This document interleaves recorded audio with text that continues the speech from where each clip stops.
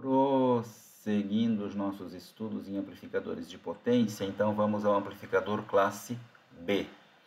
Já vimos que o amplificador classe A apresenta fidelidade em relação ao sinal de entrada, ou seja, o sinal de saída é uma cópia amplificada do sinal de entrada. Vimos dois circuitos amplificadores classe A, o classe A com realimentação série e o classe A acoplado a transformador. O primeiro oferece uma eficiência de até 25%, o segundo uma eficiência de até 50%. Os amplificadores classe B vieram para resolver o problema da baixa eficiência do amplificador classe A. Nós podemos provar que os amplificadores classe B possuem uma eficiência que pode chegar a 78,5%. Então, vamos ver as principais características deste tipo de amplificador. São amplificadores em que o sinal de saída é uma cópia amplificada somente de uma das metades do sinal de entrada, só da parte positiva ou da parte negativa do sinal de entrada. Durante a outra parte do sinal de entrada, a saída fica em zero. Então, se eu tiver um estágio classe B que amplifica a parte positiva, quando a entrada estiver negativa, a saída ficará em zero, e vice-versa. Isso acontece porque o ponto quiescente deste tipo de amplificador será posicionado no extremo da reta de carga, próximo à região de corte. Lembrando que na região de corte, nós temos tensão entre coletor e emissor no transistor, mas a corrente IC é nula. Aqui nós temos um gráfico tirado da bibliografia Milman-Halkias, que mostra o seguinte: uma reta de carga, a corrente IC pela tensão VC, que a gente aqui pode também informar a vocês que é VCE, é uma questão de notação lá da referência bibliográfica. E aqui está a reta de carga. Percebam que o ponto quiescente está exatamente no extremo da reta de carga junto à região de corte. Então, o ponto quiescente tem coordenadas VCE igual a VCC e IC igual a zero. A hora que a corrente B fica positiva e volta para o zero, o ponto quiescente sobe e desce pela reta de carga. A hora que a corrente IB fica negativa, o ponto quiescente deveria descer conforme o cursor e voltar à sua posição média. Ele não consegue mais fazer isso porque quando a corrente IB fica negativa, o transistor entra na região de corte e o ponto quiescente fica preso nesta posição aqui. Não há mais linearidade entre a entrada e a saída. O efeito disso é que a projeção do movimento do ponto quiescente na parte positiva da corrente IB é o semiciclo positivo da corrente IC. Na parte negativa da corrente IB, o IC fica zerado. Então, aqui nós temos o gráfico de IC e aqui embaixo o gráfico de VCE. À medida que o ponto quiescente sobe e desce pelo aumento e diminuição da corrente IB, em VCE se reproduz um semiciclo da senoide. Quando o ponto quiescente tenta ir para o outro lado, devido à corrente IB ficar negativa, a tensão VCE fica zerada. Então, o resultado de tudo isto é que um amplificador classe B só está amplificando, nesse caso aqui, a parte positiva da corrente IB.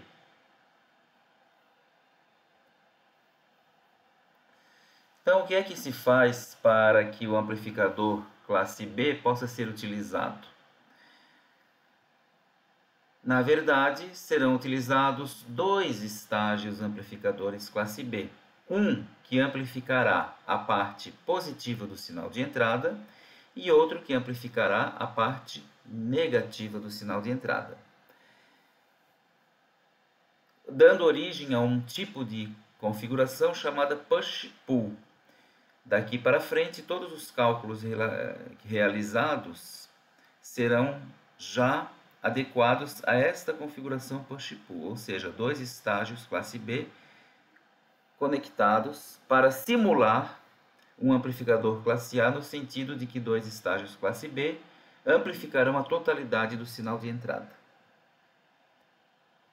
Aqui temos um diagrama em blocos.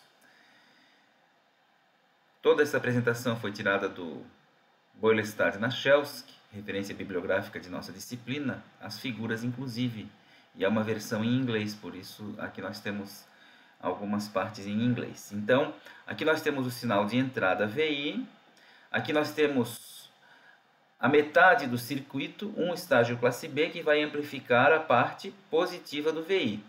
Aqui a outra metade do circuito, que é outro estágio classe B, que vai amplificar a parte negativa. Então, percebam, esse estágio aqui, quando eu tenho a parte positiva, ele reproduz essa parte positiva amplificada na saída. Quando eu tenho a parte negativa, a saída fica nula. E no estágio de baixo acontece o contrário. Essas duas partes alimentando a carga recompõem o sinal de entrada amplificado. Aqui nós temos um circuito do que seria uma configuração push-pull. Percebam, o estágio de cima, que vai amplificar a parte positiva do sinal de entrada, é implementado com o transistor NPN, e o estágio de baixo com o transistor PNP. Os dois emissores dos dois transistores são interconectados, que vão para a carga. Esta fonte polariza o transistor de cima e esta polariza o transistor de baixo. Lembrando que para que haja amplificação, a junção base-coletor tem que estar reversamente polarizada e a junção base-emissor diretamente polarizada. Então, vamos analisar como seria o funcionamento. Quando nós tivermos aqui na entrada a parte positiva do sinal de entrada, portanto, esse semiciclo desenhado em preto, então aqui eu vou ter uma parte positiva do sinal de entrada e aqui uma parte positiva do sinal de entrada. Então, a base estará positiva. Se a base estiver positiva, a junção base-emissora estará diretamente polarizada no transistor de cima. E se a base estiver positiva no transistor de baixo, a junção base-emissora estará reversamente polarizada no transistor de baixo. Isto levará o transistor de cima à região ativa e cortará o transistor de baixo. Por isso que aqui está escrito polarizado on, ou em funcionamento, pelo sinal de entrada. Polarizado fora de funcionamento pelo sinal de entrada. Em outras palavras, polarizado na região ativa pelo sinal de entrada, polarizado na região de corte pelo sinal de entrada. Então, nesta situação, esse transistor está aberto, não passa corrente do emissor para o coletor, e esse transistor está funcionando como um amplificador. Então, aqui vale o beta IB. Então, se o IB sobe e desce, o IC também sobe e desce. Então, vai circular uma corrente IC, segundo essa orientação que está aqui nessa flecha preta, que vai passar pela carga da esquerda para a direita, provocando uma queda de tensão com mais na esquerda e o menos na direita. Então, esse é o semiciclo positivo. Então, esta corrente preta provocará aqui na saída esta tensão positiva. Então, na saída, a tensão positiva é aquela que nós convencionamos que tem o mais à esquerda do resistor RL. Quando vem o semiciclo negativo, então agora a parte preta é a parte de baixo aqui na entrada. Então agora nós temos um potencial negativo aqui, um potencial negativo aqui. Um potencial negativo aqui vai provocar com que o anodo da junção base-emissor do transistor de cima esteja mais negativo do que o catodo. Portanto, polarizando reversamente a junção base-emissor, levando o transistor de cima ao corte. Então, se ele está cortado, não passa corrente por ele. Por outro lado, a base desse transistor negativa vai fazer com que o catodo da junção base-emissor do transistor PNP esteja mais negativo do que o anodo, polarizando diretamente a junção base-emissor e levando esse transistor aqui à região ativa. Então, agora aqui sim nós teremos corrente. Lembrando que no transistor PNP, as correntes e as tensões têm sentidos contrários e polaridades opostas em relação àquilo que acontece no NPN. Então, neste caso aqui, A corrente principal vai entrar pelo emissor e sair pelo coletor. Então, ela vai circular deste jeito aqui. E a corrente de base, ao invés de entrar, vai sair do transistor. Então, esta corrente aqui agora, que é uma imagem do que acontece com a corrente IB, vai circular na malha com esta orientação, com sentido ao contrário do movimento dos ponteiros do relógio, quando ainda se usavam relógios de ponteiros, provocada também por essa fonte cujo mais está em cima. O que importa é que a corrente, ao passar pela resistência de carga, ela entra agora pela direita e sai pela esquerda, e, portanto, deixa agora o mais em relação ao menos na carga do lado direito. Isso significa que, em relação à figura anterior, nós temos agora uma tensão negativa, que configura-se pela parte negativa que está aqui na saída.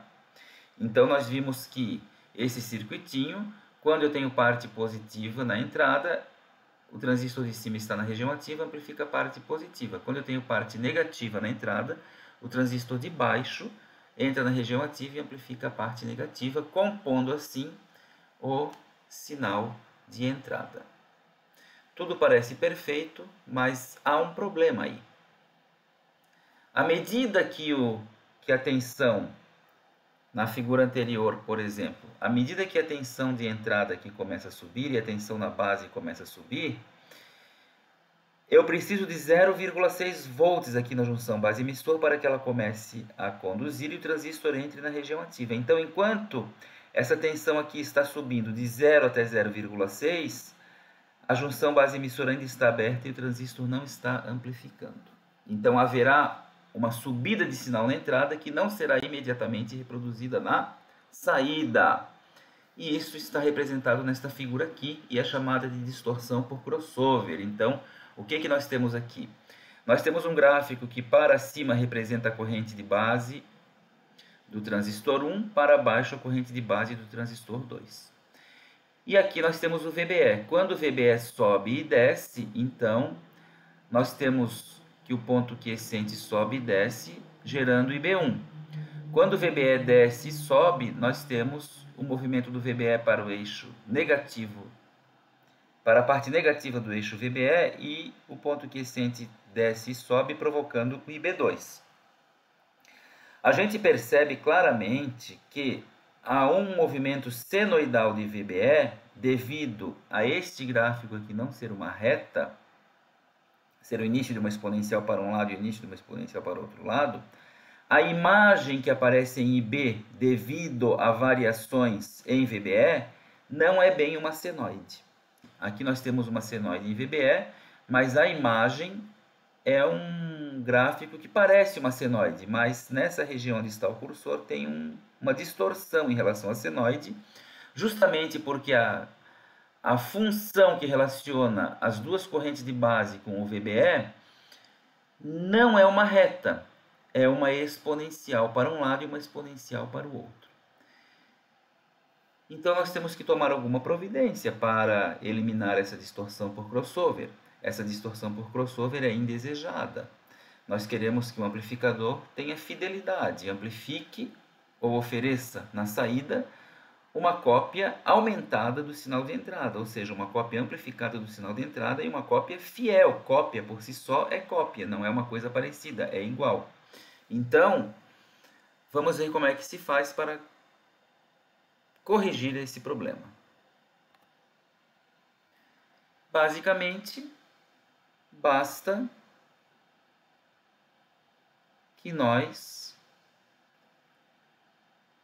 na junção base-emissor do primeiro transistor e na junção base-emissor do segundo transistor, previamente já polarizemos essas duas junções, cada uma com 0,6 volts. E aí nós vamos transformar os nossos dois estágios classe B em dois estágios classe AB, como nós vimos na primeira aula de amplificadores de potência, em que nós explicamos claramente a diferença entre o classe B e o classe AB. Então, para transformar esses dois estágios classe B em classe AB, basta que nós introduzamos, por exemplo, uma sugestão, este ramo aqui. O que vai acontecer aqui?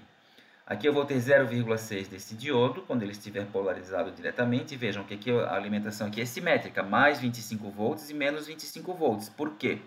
Porque o transistor PNP ele requer uma alimentação negativa, o transistor NPN requer uma alimentação positiva. Então, se aqui em cima eu tenho o mais 25 e aqui o menos 25, então é de se esperar que esse diodo aqui tenha no seu anodo um potencial mais alto do que no seu catodo, de forma que esse diodo estará diretamente polarizado. Assim, eu vou ter 0,6 sobre esse diodo. Eu preciso de mais 0,6 até este ponto aqui, porque da base desse transistor para a base desse transistor eu tenho que ter 0,6 mais 0,6. 0,6 em cada junção base-emissor. Então, no total, eu tenho que ter 1,2 volts. Então, o que é que se faz na prática? Se liga este diodo aqui e depois um resistor variável insere com o diodo. Injeta-se um sinal aqui na entrada, uma senoide, e se monitora na saída com o osciloscópio o sinal de saída. Ajusta-se o resistor R3 até que a saída não apresente mais a distorção por crossover. Isso significa, então, que nós teremos essas duas junções previamente polarizadas de tal forma que os dois amplificadores que antes eram classe B transformem-se em classe AB e desaparece a distorção por crossover. A questão que fica é, mas e se eu transformar o classe B em classe AB? Eu vou alterar a eficiência? Praticamente não, porque transformar de classe B para classe AB significa levantar somente um pouquinho o ponto quiescente acima da região de corte. Então, antes nós tínhamos a corrente C igual a zero, nós vamos ter a corrente C um pouquinho acima de zero, o que não compromete significativamente a eficiência. Podemos mesmo dizer que para esses estágios a eficiência continua sendo de 78,5%. Agora nós podemos equacionar. A potência de entrada é VCC vezes ICC, como nós já vimos, ou IC quiescente. Mas quem é o ICC agora?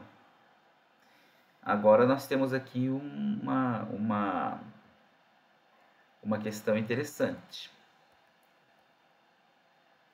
Por exemplo, quando nós temos o semiciclo positivo acontecendo, uma corrente, uma meia senoide passa por esta fonte. No semiciclo negativo, a outra meia senoide passa pela fonte de baixo. Como é que nós vamos então alimentar esse circuito? Se eu quero mais 25 nesse lado e menos 25 nesse, basta ligar uma fonte de 50 volts com o mais no 25 e o menos no menos 25. Sendo uma única fonte, quando eu tiver corrente no transistor de cima, por causa do semiciclo positivo da entrada, vai sair uma meia senoide dessa fonte. Quando eu tiver corrente no transistor de baixo,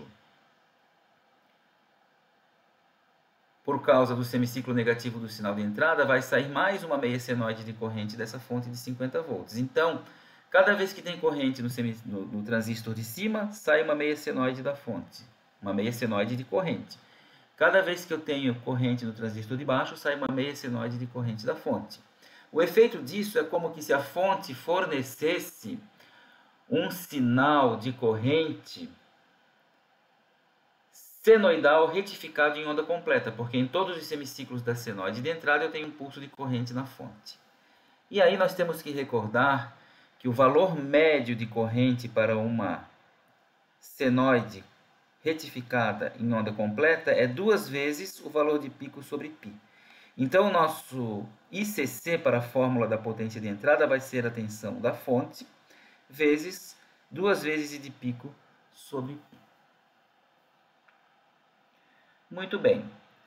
A potência de saída nós podemos calcular por qualquer uma das fórmulas que nós já aprendemos lá no início desse estudo de amplificadores de potência. Aqui eu estou apresentando 3 fórmulas para potência eficaz na carga, que depende da tensão sobre a resistência, V quadrado sobre R é potência. Aí eu posso calcular a partir do valor eficaz, do valor de pico a pico ou do valor de pico, como nós já estudamos exaustivamente em aulas anteriores. A eficiência nós já sabemos que é a potência eficaz entregue à carga pela potência de entrada vezes 100. Aí nós podemos pegar as fórmulas da página anterior e substituir aqui. Muito bem.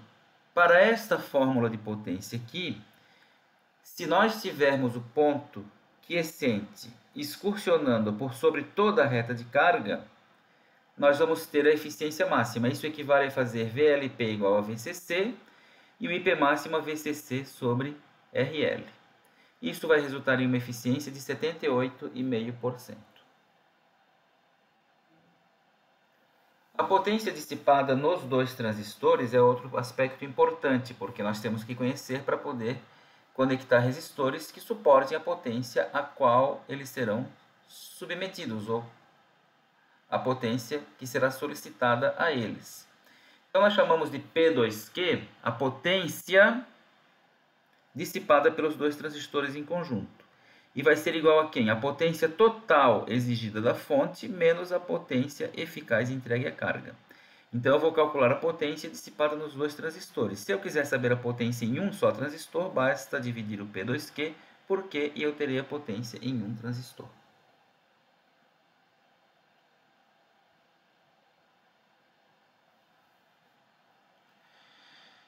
Uma questão interessante é saber em que condição os transistores dissiparão a máxima potência. Eles dissiparão a máxima potência quando a tensão de pico sobre a carga for 63,6% da tensão da fonte VCC. Essa demonstração está feita lá na referência bibliográfica Milman-Halkias 743. E quando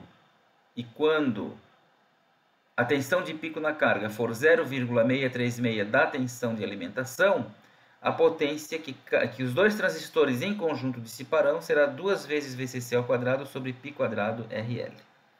Tudo isso por quê? Porque a potência dissipada pelos transistores é uma função quadrática da tensão de pico na carga. E aí ocorrerá um máximo nessa função quadrática, cujo gráfico é uma parábola. Então, quem quiser aprofundar um pouquinho, pode pesquisar aí a referência indicada para saber como é que se chegou a essas fórmulas aí. Então, agora vamos fazer o exemplo 15.7. O exemplo 15.7 pede o seguinte: para um amplificador classe B que forneça um sinal de 20 volts de pico para uma carga RL de 16 ohms de um alto-falante e uma fonte de alimentação VCC igual a 30 volts, determine a potência de entrada, a potência de saída e a eficiência do circuito. Então aqui, se nós fôssemos desenhar um diagrama em blocos, só para situar o problema, aqui temos um amplificador classe B, uma fonte de tensão VCC que fornece uma corrente ICC e vai entregar para uma carga que é um alto-falante cuja resistência é de 16 ohms, um VL de pico de 20 volts, sendo que esta fonte é de 30 volts. Então, esta é a situação. Provavelmente aqui tem uma entrada onde vai ser aplicado um sinal que será amplificado. Como nós falamos, né, no nosso curso, a partir de um certo ponto, quando a gente fala classe B, está implícito que é a configuração push-pull.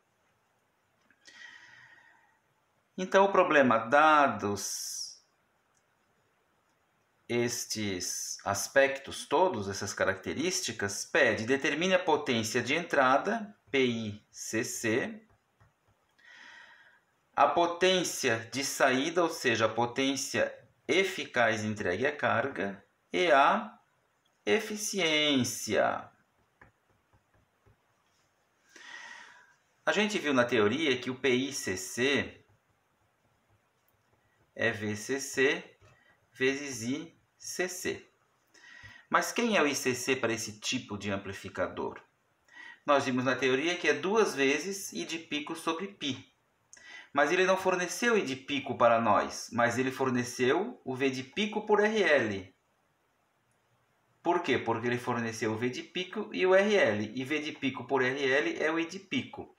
Então, se nós substituirmos aqui no lugar do I de pico, V de pico por RL, e o ICC, aqui nesta fórmula, após fazermos a primeira substituição, vamos encontrar esta fórmula aqui, que tem todos os dados que nós possuímos. Nós conhecemos o VCC, conhecemos o V de pico, conhecemos o RL. Então, basta agora substituirmos ali o PICC. Então, só para caracterizar o que aconteceu, né? O ICC foi substituído nesta fórmula por esta fórmula aqui. Mas antes nós substituímos o IP aqui. Então, fica... E aí, com isso tudo, nós obtivemos esta fórmula aqui, que é o que nós vamos agora substituir os valores aqui embaixo. Então, quanto vale o VCC? 30 volts. Vezes 2, vezes o V de pico. Quanto que é o V de pico que foi dado? 20 volts. Dividido por π vezes o RL, que é o valor em ohms da resistência a ser alimentada. Isto resulta num PICC de 23,87 watts. Então, o amplificador está exigindo da fonte 23,87 watts. Este é o significado da potência de entrada. Depois, foi pedido pelo problema calcular a potência eficaz entregue à carga. Vimos na teoria que uma fórmula possível para calcular a potência eficaz entregue à carga é VL de pico ao quadrado sobre RL.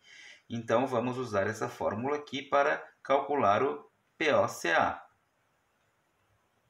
VL de pico ao quadrado, 20 ao quadrado, dividido por 2 vezes 16. Então, vamos encontrar 12,5 watts. Ou seja, dos 23,87 watts que o amplificador exige da fonte, ele entrega para a carga 12,5.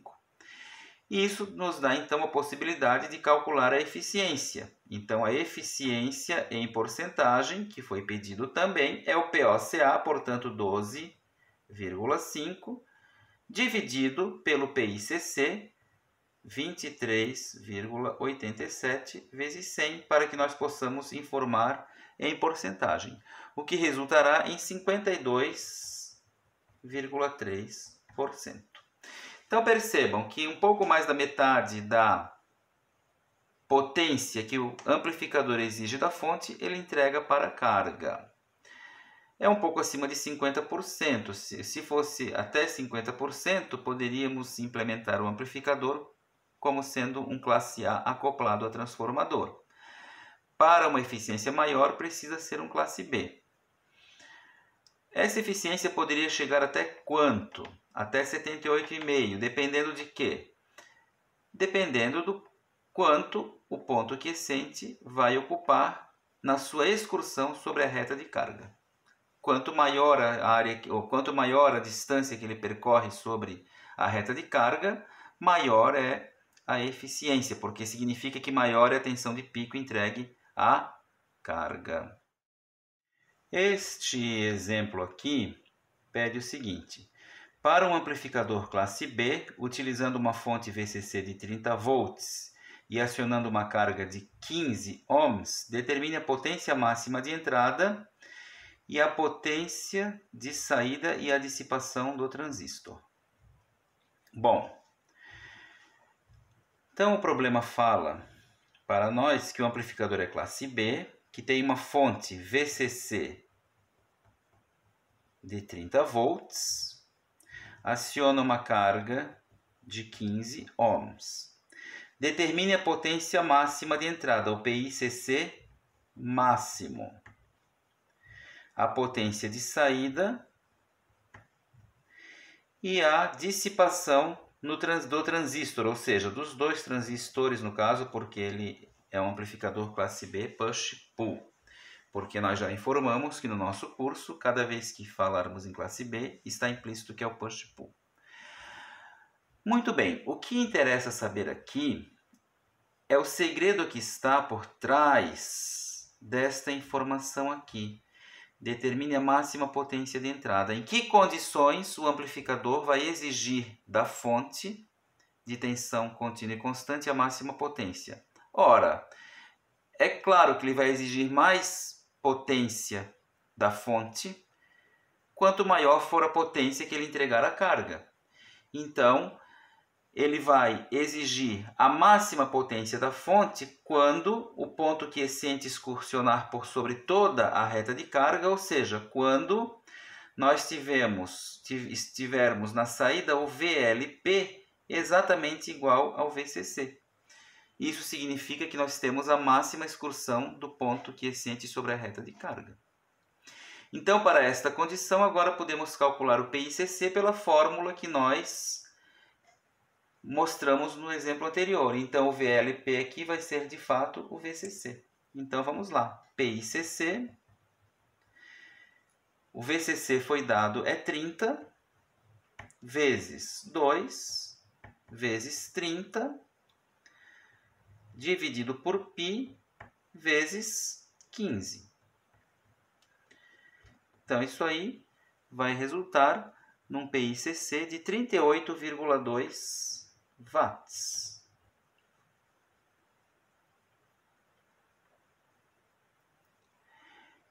E o POCA nessas condições será quanto? Temos a fórmula aqui, VL de pico ao quadrado sobre 2RL. Portanto, 30 ao quadrado sobre 2 vezes 15. Isso aqui vai dar 30 watts. E agora o P2Q. O P2Q será o PICC menos o POCA. Portanto, 38,2 menos 30. Então, o P2Q vai dar 8,2 watts. Então, os dois transistores dissipam 8,2 watts, ou cada transistor dissipa 4,1 watts.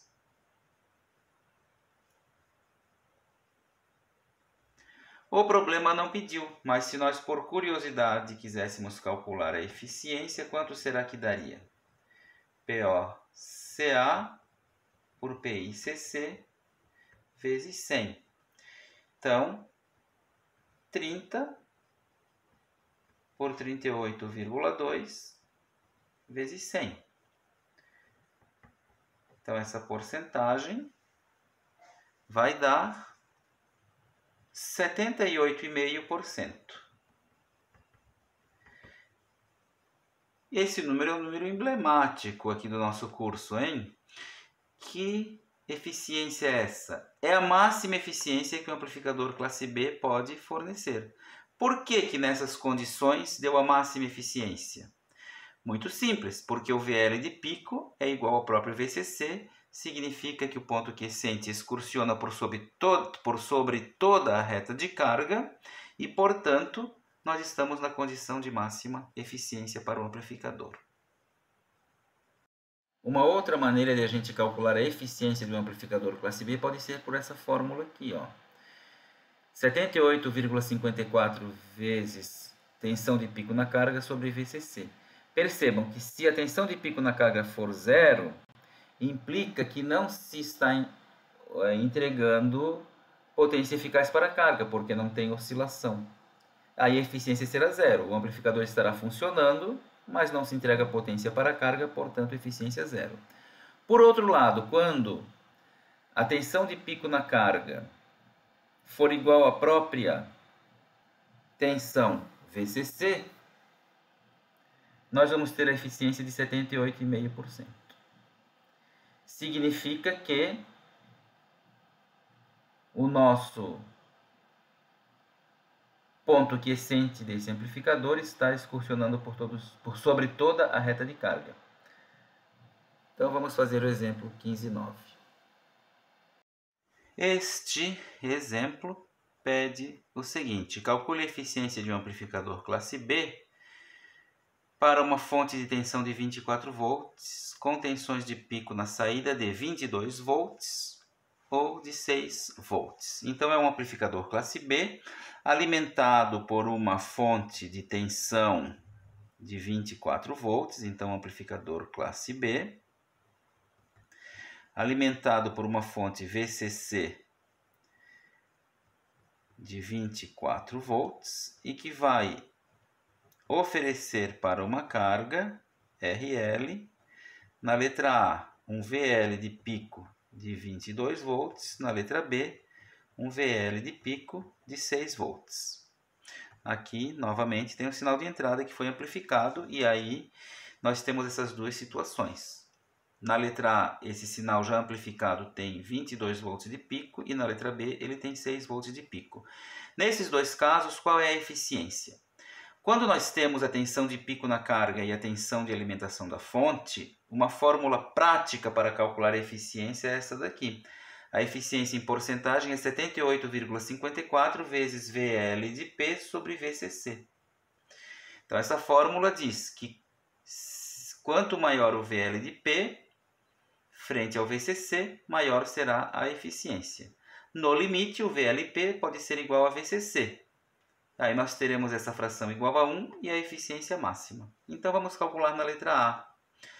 Então, a eficiência será igual, quanto vale o VL? 78,54. Quanto vale o VL de pico? 22 sobre 24. Então, neste caso aqui, na letra A, nós teremos uma eficiência de 71,99%.